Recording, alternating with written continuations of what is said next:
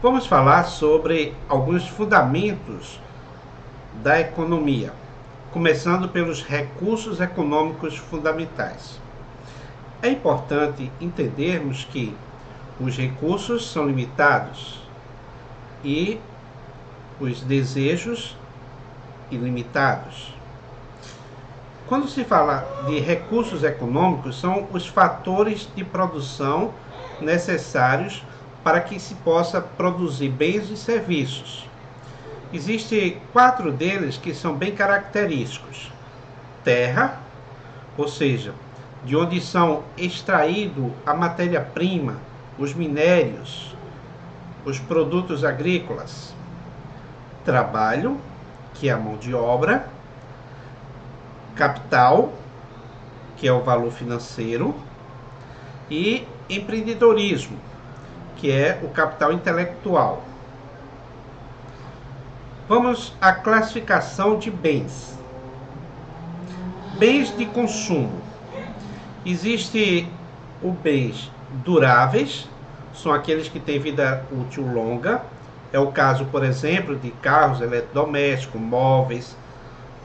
E bens não duráveis. Ele tem uma vida útil curta. É o caso de alimentos, produtos de higiene e assim por diante. Bens de capital são aqueles usados para produzir outros bens e serviços. Ele contribui de uma forma indireta para a produção. Os bens de capital ele pode ser desmembrado em capital fixo e de capital circulante. Os fixos são aqueles utilizados por um longo período na produção. Uma máquina, um equipamento industrial, os prédios, são bens de capital fixo.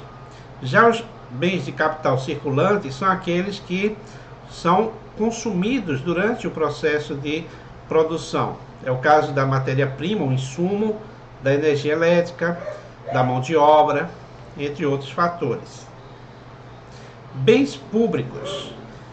Suas características principais são: eles são não excludentes, ou seja, pode ser utilizado mais de um simultaneamente, porque eles não são rivais no consumo. Por exemplo, serviço de defesa nacional, a iluminação pública, a segurança pública, são alguns desses itens de bens públicos. Bens privados. Eles são adquiridos no mercado pelo indivíduo e ele é de uso exclusivo, ou seja, se uma pessoa comprou, exclui a possibilidade de outra comprar o mesmo produto. Carros, roupas, alimentos, eletrônicos, um tablet, um computador, um celular, um notebook. Bens inferiores e bens normais. Bens inferiores é aquele que a demanda dele diminui quando a renda aumenta. É o caso, por exemplo, de produtos genéricos.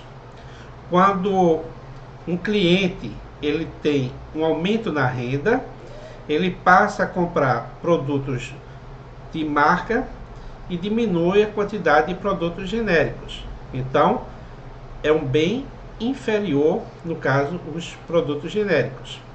Bens normais são aquele que aumenta a renda e aumenta a demanda por ele.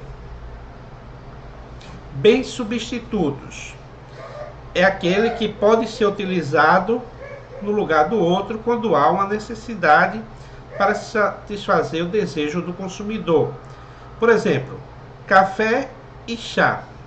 Se os dois atendem ao mesmo desejo de consumir uma bebida quente, então eles são bens substitutos. Bens complementares são os bens que tendem a ser consumidos juntos. Um aumenta o valor ou utilidade do outro. Carro e gasolina, eles são bens complementares. O uso do carro está associado ao consumo de gasolina. Podemos pensar também em outros tipos de bens que são complementares, ou seja, a demanda de um está atrelada à demanda do outro. Bens de Giffen é um caso particular em que a demanda ela aumenta à medida que o preço aumenta. Isso vai de encontro com a lei da demanda. Quando é que isso acontece? Normalmente são bens de subsistência para consumidores de baixa renda.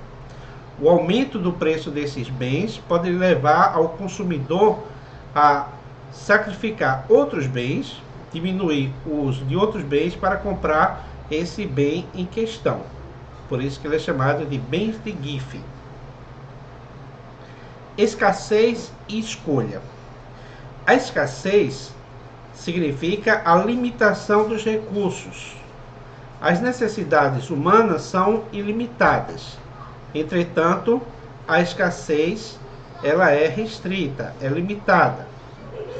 Escolha. Diante da escassez, há necessidade de se analisar onde você vai utilizar, por exemplo, o seu capital. Ou seja, os recursos são limitados e as satisfações, as necessidades, elas são ilimitadas. Daí a necessidade de se fazer escolha. Só existe a economia porque os bens são limitados. As perguntas clássicas dos fundamentos de economia são: o que produzir, como produzir, para quem produzir, o que, quando e para quem produzir. O que produzir refere-se à seleção de bens e serviços que vão ser produzidos para a sociedade.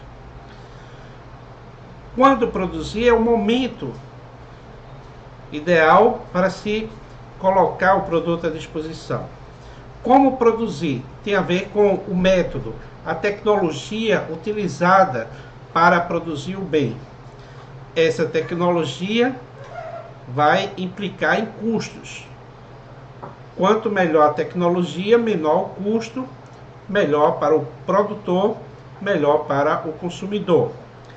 Para quem produzir, ou seja, isso tem a ver com a distribuição dos bens e serviços oferecidos aos membros da sociedade. Curva de possibilidades de produção. Ou seja, nessa curva você tem diferentes combinações de bens e serviços que uma economia pode produzir diante do quadro de recursos limitados. Aqui você tem um exemplo da curva de possibilidade de produção. Vamos analisar mais de perto. Temos dois produtos, celular e tablet. Você tem aqui a curva de possibilidade de produção. Aqui a fronteira eficiente. No ponto A, você tem a quantidade de celular de A, quantidade de tablet no ponto A. Você pode escolher também o ponto B. Nesse caso, você diminuiria a quantidade de tablet e aumentaria a quantidade de celulares. Abaixo dessa curva é chamado de pontos ineficientes. Acima da curva é chamado pontos impossíveis, não dá para se produzir. Então, essa é a lógica da curva de possibilidade de produção. Trade-off. Ele significa que você vai renunciar a um bem para optar por outro bem. Ou seja, renunciou a um bem em favor de fazer a escolha por outro bem. Condição coeteris paribus. Significa tudo mais é constante. Para que você possa analisar determinados efeitos na economia, é necessário você isolar variáveis para que você possa estudar o efeito de uma variável específica. Daí, essa condição que vai ser importante para estudos posteriores. Então, esses fundamentos de economia que vimos, como escassez, escolha, produção, alocação de recursos, tomada de decisões, o que, quando, onde, como produzir, isso afeta a economia, afeta as escolhas individuais e também os benefícios sociais.